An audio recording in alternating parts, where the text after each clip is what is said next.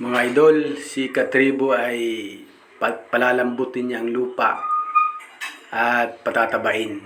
Yan, yung isang sako niyan, ibubuhos lang niya yung kalahati na ilalahok niya sa kusot at halu-haluin para lalambot at ang lupa at tataba. Yan, ang ginagawa ni Katribo para dahil ang lupa dito sa amin ay maitim na yanong tigas, kaya lalaw ka ng kusot. Napakaraming kusot dito mga Katribo. 20 lang ang isang plastic na malaki dito lang sa aming kalapit, kaya para maging mataba ang ating lupa, palalambutin, lalahok sa kusot para mataba, para tumaba ang lupa. Yan, papaghalu-haluin at i-stack muna hanggang sa mabulok ang kusot na kasama ang lupa. Yan, Katribo, ito, ganyan kalaki, ganyang kalaking plastic ang 20 lang. Yan, napaglahok-lahokin ni Katribo yan. Ayan, dyan naman sa kanyang tagiliran ay ayos na.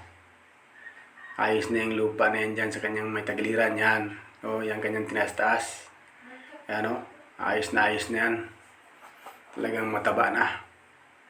Para ang ating pananim ay makatubo ng maayos sa loob ng sako. Kaya kailangan ang lupa ay mataba at malambot. Yan lang ang diskarte. Yan lang ang diskarte mga idol ni Katribo. Yan, tiyaga lang para may maani, makalibre ng mga gulay. Yan, tinaas pa niya. Ang isa niyan, 20 lang. Binibili namin dito sa aming kapitbahay lang para ilahok. Magkalahok ang lupa at kusot.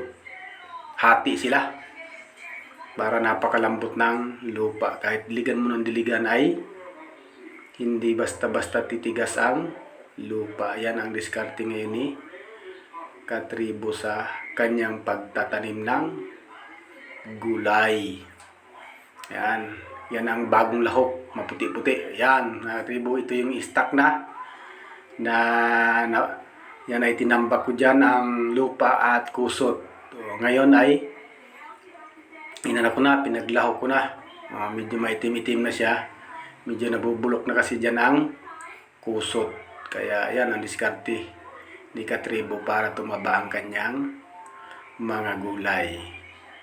Yan, diskarte lang para makaani ng magandang ani.